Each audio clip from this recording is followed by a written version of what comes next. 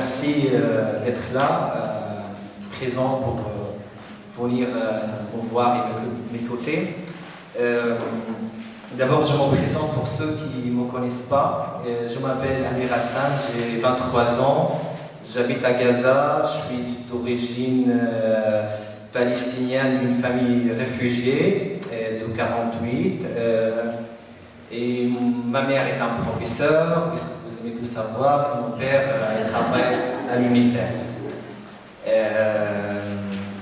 J'ai 2 frères et 2 sœurs et j'habite à Gaza City. J'ai habité la moitié de ma vie dans le camp des réfugiés Shatila, qui est le plus grand camp de réfugiés à l'intérieur de Gaza City. C'est d'ailleurs, je crois, le seul camp de réfugiés à Gaza City. Et après, on a déménagé à côté du camp. Je voulais bien sûr venir en France bien avant, au mois de juin, mais la fermeture de passage de Rafah m'a vraiment empêché de réaliser ce voyage. Et bien sûr, vous vous posez la question, comment je me trouve ici, puisque le passage de Rafah est fermé. Ben moi, je suis passé par un autre passage qui s'appelle le passage d'Erez, qui est au nord de la bande de Gaza. C'est un passage qui est avec Israël, avec le territoire de 48. Et ce passage est réservé aux journalistes étrangers et aux diplomates qui travaillent avec l'Union européenne, qui rendent visite à des gens à Gaza de temps en temps. Et aussi, il est réservé aux malades, aux personnes malades et qui ont une maladie très très grave et qui ont besoin d'aller se faire soigner en Israël, soit à Naplouse, au nord de la Cisjordanie. Le passage d'Erez, ce n'est pas un passage qui fait plaisir aux Palestiniens, parce que c'est un passage que Israël exploite pour arrêter les Palestiniens. Il y en a beaucoup de Gazaouis qui ont été mis en prison en Israël grâce à ce passage. Donc il y a des malades qui vont aller se faire soigner en Cisjordanie ou en Israël. Et c'est la chance pour Israël, ils sont en passage israélien, il n'y a plus de points de retour, donc Israël les arrête. J'ai traversé le passage d'Erez, mais je n'ai pas bien sûr entré. J'avais un permis de quelques heures pour rejoindre le passage jordanien, et donc je n'avais pas le droit d'aller n'importe où. Quand on voit la réaction des Jordaniens quand ils voient quelqu'un de Gaza, surtout la police jordanienne ou la police de frontière à l'aéroport, et ils regardent, il y a un regard bizarre dans leurs yeux, mais comment tu as fait pour être là, mais qui t'a fait entrer? Toute une série de questions qui sont des questions de folie, comme je veux dire un choc. Ils sont choqués de voir qu'il y a un Gazaoui ici, alors que moi ce qui m'a choqué, c'est le fait que les Jordaniens et les Cisjordaniens que j'ai pu rencontrer dans ce peu de temps en Jordanie étaient complètement, je veux dire, ils trouvaient que c'était complètement étrange qu'un Gazaoui soit en Jordanie, et ils ne comprennent pas ce qui se passe, que la frontière avec l'Égypte s'est fermée, alors que c'est juste à côté, 1 heure de trajet.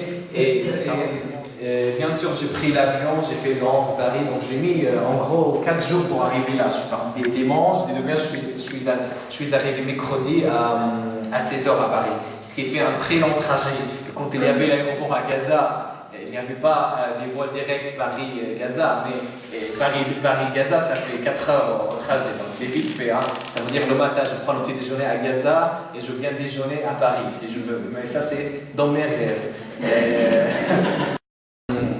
Donc, je disais que le passage d'Erez devient aujourd'hui un rêve pour les Palestiniens, pour les Gazaouis, alors que ce passage était comme un cauchemar énorme pour les Gazaouis. Déjà, nous, c'est un passage qui est invisible parce qu'il est derrière une colline, parce qu'il est très très loin dans une zone tombante, donc on ne le voit pas. Donc on a tellement peur d'approcher des villes du nord de la bande de Gaza, et aujourd'hui on est prêt à aller jusqu'à ce passage pour pouvoir voyager. Donc c'est le besoin qui nous pousse à faire des choix de folie pareil, parce que quand on sait que le passage d'Erez aujourd'hui, Israël essaye de montrer que c'est un État démocratique et c'est un État qui adore les Gazaouis, qui leur propose un autre passage que le passage de Rafah, alors que je sais bien que c'est Israël qui a demandé au gouvernement égyptien de fermer Rafah. Aujourd'hui, ils disent aux Palestiniens, si vous voulez passer par Erez, il suffit de faire une demande et vous attendez la réponse.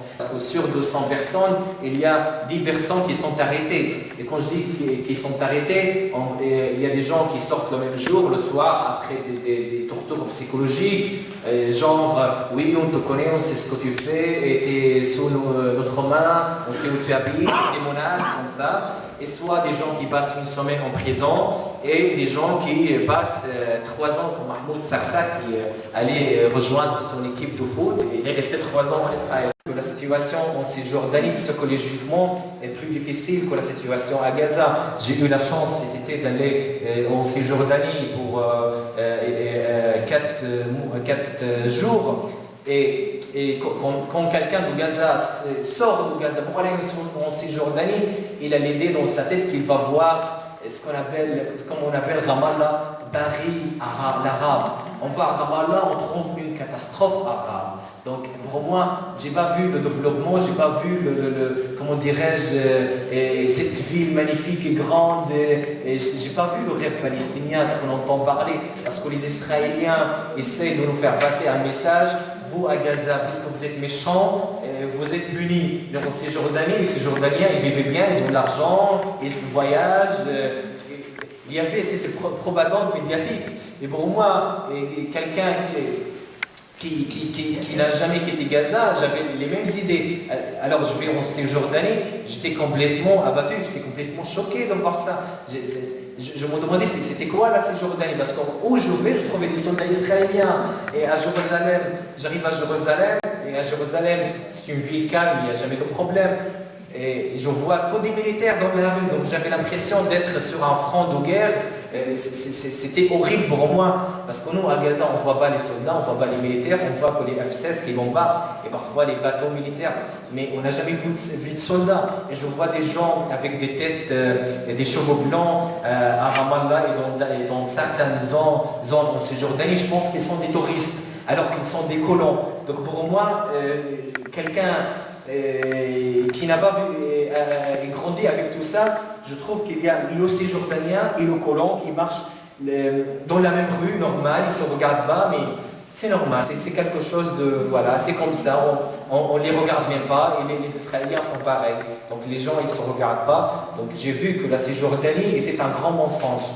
Et à Gaza, on a l'impression qu'il y a une terre libre, parce qu'il n'y a pas de colons, il n'y a pas de soldats sur le terrain. On souffre plus au niveau nourriture et produits, liberté, voyage. Mais il n'y a pas ce choc, je veux dire, psychologique tous les jours. Hein. Les colons qui sont là, qui peuvent nous agresser, et alors que les soldats, ils ont des armes contre les gens qui passent. Je n'ai pas l'habitude de voir ça. J'avais eu des idées meilleures que la Cisjordanie de Jérusalem. Je rêvais d'une Palestine extraordinaire, des olives, des oliviers, des gens qui vivaient bien à Ramallah avec la rêve, olives, la beauté, que tout va bien. Quand je vais là-bas, je vois que la misère, que la galère. Et les gens de Jérusalem, dès qu'ils sachent que je suis de Gaza, ils profitent de l'occasion pour me dire que tout est bourré ici, on souffre beaucoup. Donc ils me donnent un sentiment de tristesse.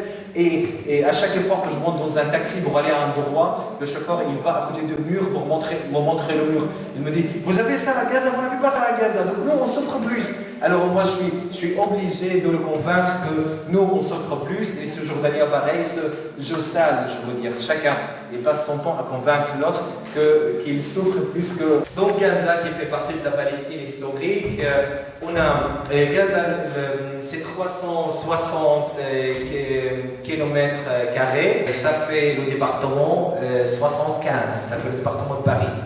Au nord de Gaza, il y a le territoire de 48. C'est ça Gaza, c'est comme ça la carte. Le nord, c'est le territoire de 48, et c'est Israël qui contrôle. À côté de Gaza ici, il y a la ville d'Ashkelon, en arabe, qu'il y a une grande partie de ses habitants, ou la majorité, ils sont venus à Gaza. Donc Ashkelon, Gaza, les frontières, et ça c'est la Méditerranée, et au sud il y a l'Égypte, et à l'est il y a aussi Israël. Donc c'est vraiment une bande parce qu'elle est coupée par Israël de deux côtés. Le troisième côté c'est le côté égyptien, et le quatrième c'est la Méditerranée. Et quand je dis la Méditerranée, il ne faut pas rêver, parce que quand j'étais petit, je regardais la mer et je disais, ah, derrière il y a les États-Unis, apparemment derrière il y a que les bateaux militaires qui tirent sur les gens. Parce qu'on m'a tiré dessus il y a encore 2 mois, je marchais, je me baladais avec mon petit frère, c'était l'été, et ils se sont mis à tirer sur la plage. Ils ont l'habitude de faire ça. La mer, la Méditerranée, est vraiment fermée à 3 milles dans la mer. Il y a des bateaux militaires qui s'y rapprochent, ils tirent sur les pêcheurs et sur les gens. Ce qui fait que depuis 1948, les Palestiniens et les pêcheurs palestiniens qui travaillent dans la même zone depuis 65 ans, il n'y a plus de poissons parce que la zone est déserte aujourd'hui. Et parce que aussi cette zone est très polluée. Parce qu'Israël, tous les Israéliens du sud jettent leurs œufs usés devant la plage de Beth Lahia qui donc ça arrive à Gaza. Parce que le courant marche comme ça. Vous savez, les frontières nord, ce sont les frontières les plus protégées parce qu'Israël a construit un mur de 8 mètres comme le mur de la séparation d'apartheid qui est en Cisjordanie. Donc les gens qui habitent à Gaza n'arrivent pas à voir ce qu'il y a derrière les frontières du nord. Et à l'est, ce sont des frontières avec Israël super protégées parce qu'Israël a fait la zone tampon. Vous voyez cette zone-là, 48, ça c'était une zone à Gaza, ça fait partie de Gaza. Donc aujourd'hui, Gaza fait moins que 360 km² parce qu'Israël a pris une bande de territoire qu'on appelle la zone tampon, qui est une zone interdite aux Palestiniens, une zone militaire, et les villes, il y a des barbelés. Donc ici, Israël n'a pas construit de murs sur les frontières de l'Est. Et bien sûr, c'est par gentillesse, c'est que vous savez que Gaza, avant la guerre de 2008, avant l'arrivée du gouvernement de Hamas au pouvoir, je veux dire même après, en 2007, Israël entrait souvent à Gaza. Donc on a laissé les frontières est pour envahir Gaza. Donc tous les chars qui rentrent et sortent tous les jours à Gaza, vous entendez ça à la radio peut-être, ils rentrent par les frontières est. Parce que le côté est en Israël aussi, c'est un côté militaire. Au nord-est, il y a la ville de Beth Hanoun. C'est une ville très peuplée qui vit sur l'agriculture. Et à l'est, il y a la ville de Beth Lahia, une ville très très célèbre parce que c'est la seule ville en Palestine qui exporte les fraises qu'on mange ici en Europe avec des tickets Israël. Parce qu'ils vendent les fraises et les fraises sortent par le passage Karni, c'est un passage commercial entre Gaza et Israël, et sur le passage israélien, le ticket israélien. Donc les fraises que vous mangez qui viennent d'Israël, normalement, ils sont plantés à Gaza avec l'arrière. Parce que cette région contient toujours de l'eau douce. Donc c'est la seule région où il y a des fraises. Et après, il y a le centre de la bande de Gaza qui contient la majorité des camps de réfugiés, Maghazi, Brej, Nusayrat, la ville de Deir el-Balah, la majorité de petites villes. Et il y a la ville de Khan Younes qui est très très célèbre. Et la ville de Rafah. Et la ville de Khan Younes et Rafah sont très très peuplées. Et cette zone tampon était la zone la plus fertile à Gaza. Et c'est pour ça qu'Israël aussi a récupéré cette zone. Donc en récupérant cette zone, il n'y a plus d'agriculture à Gaza. Et en fermant la mer, il n'y a plus de pêche. Et bien sûr, en bombardant la ville de Beth Hanoun, qui est la ville industrielle de la bande de Gaza, il y avait toutes les usines. En 2002, ils ont bombardé la majorité de ces usines. Donc il n'y a plus d'usines à Gaza, ni industrie, ni agriculture, ni pêche. Donc les grands éléments de Gaza n'existent plus. Je voulais vous parler de Gaza de 2000. Pourquoi 2000? Parce que c'est l'année où les Gazaouis ont eu la chance de découvrir les bombardements. En 2006, on fait les élections législatives comme prévu. Et c'est là où le Hamas, le parti, est classé un parti mouvement terroriste en Europe, gagne les élections. Et d'ailleurs, pas seulement à Gaza, parce que souvent on est dans la propagande israélienne qui dit on bombarde Gaza parce que le Hamas a gagné à Gaza, on a fait un peu plus à Gaza. Il faut savoir que le Hamas a gagné en Cisjordanie plus qu'à Gaza. Le gouvernement du Hamas s'est concentré sur Gaza et Israël a pris ça comme un prétexte pour imposer un blocus sur Gaza. Donc ils ont imposé un blocus sur Gaza et aujourd'hui ça fait plus de 7 ans qu'il y a un blocus illégal, inhumain imposé sur Gaza. Ce qui a poussé les gens qui habitent la bande de Gaza et surtout qui habitent la ville de Rafah au sud de la bande de Gaza, de creuser des tunnels pour pouvoir survivre. Parce que moi je me rappelle qu'à Gaza, il y avait des enfants en 2005, 2006, 2007 surtout, que leurs parents faisaient le souci parce qu'il n'y avait pas de lait à Gaza, il n'y avait pas de yaourt, il n'y avait rien à manger. C'était vraiment la période la plus difficile que j'ai vue à Gaza. Et surtout quand ils ont bombardé le centrale d'électricité, la ville de Gaza blanche dans l'obscurité pour 6 mois sans électricité. Donc c'était quelque chose de très très choquant pour les habitants de Gaza. Malheureusement, ce qui se passe aujourd'hui, les phrases que j'entendais encore avant-hier à Gaza, les gens me disent si tu aimes Dieu, tu fais des prières pour qu'Israël bombarde Gaza. Regardez les gens, comment les Gazaouis, ce qu'ils pensent. Parce que si pour eux, si Gaza n'est pas bombardé, s'il n'y a pas de massacre à Gaza, il n'y a pas de soutien. Et malheureusement, c'est vrai. Parce que là, après 2008, les gens ils ont dit ça y est, Gaza a vu la guerre, nous on était contents, on a vu la guerre, on a été massacrés, mais au moins une guerre qui a fait bouger le monde, donc il n'y aura plus de guerre. Après la dernière guerre, Gaza a à nouveau détruit, bombardé, les ruines partout. Mais je veux dire que la situation en Égypte était, le gouvernement égyptien, le président Morsi, a fait, je veux dire, un beau geste pendant la guerre, quand il a offert le passage de Rafah 24 heures sur 24 heures.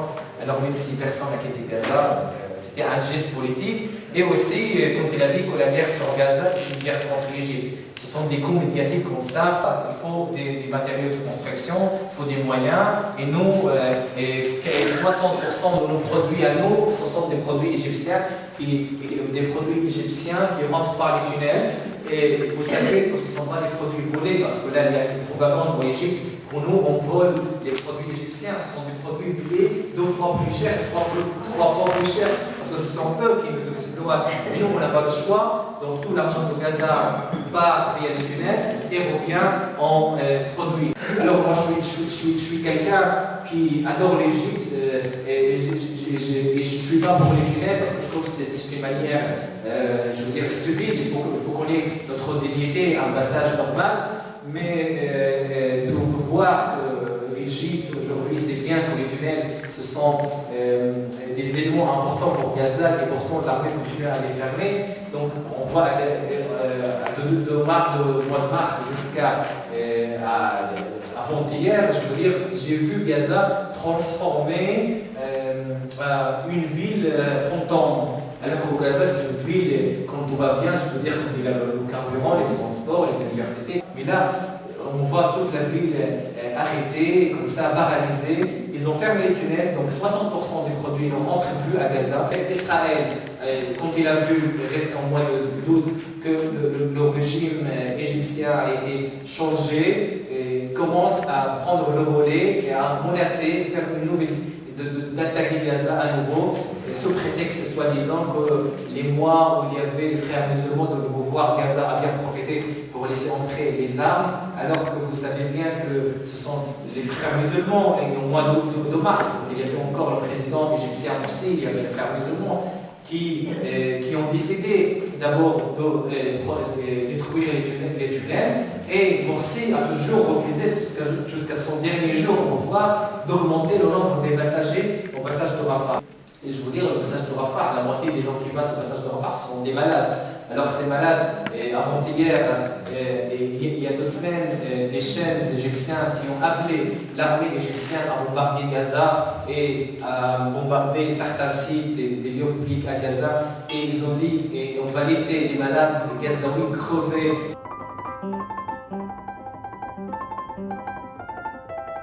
Moi, je voudrais savoir, actuellement, il reste combien de pourcentage de territoire aux Palestiniens? Et ça va, comment ça va se finir? Une réalité d'après les accords d'Oslo, ça aurait fait 27%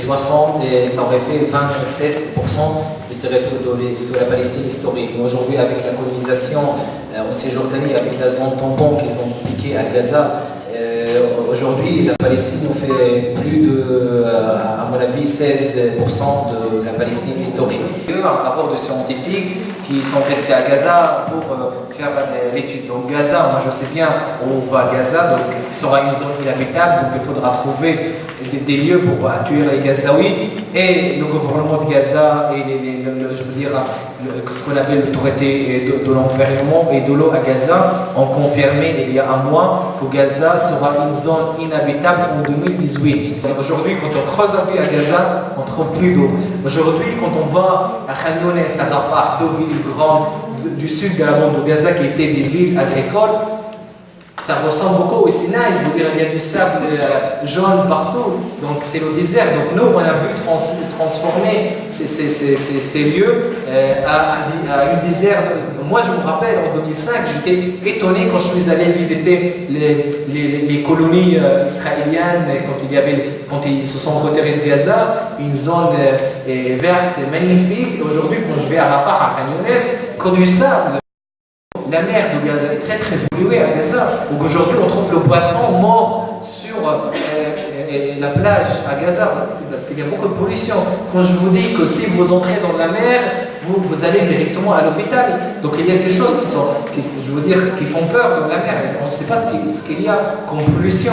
Et en plus, quand il y avait des colonies, Israël avait, creusé des trous pour surtout dans le sud de Gaza, pour enterrer ce qu'on appelle les poubelles qui sont chimiques, donc, parce qu'on en a trouvé beaucoup à Gaza, donc la terre à Gaza est morte.